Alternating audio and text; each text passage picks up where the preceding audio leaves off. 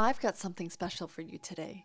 It's got Japanese yam, dried scallops, fresh lotus seeds, dried monk fruit, fresh pork bones, dried lily bulbs, and fresh corn.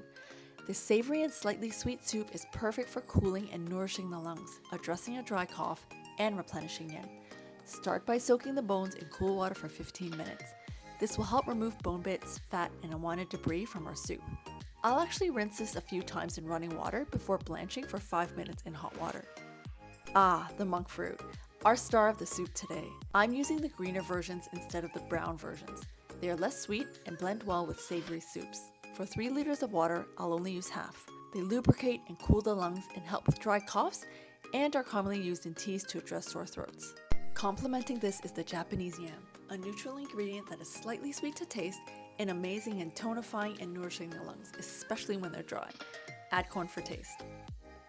This soup is amazing because it eats like a meal. The pork becomes falling off the bones and when dipped with soy sauce is so yummy.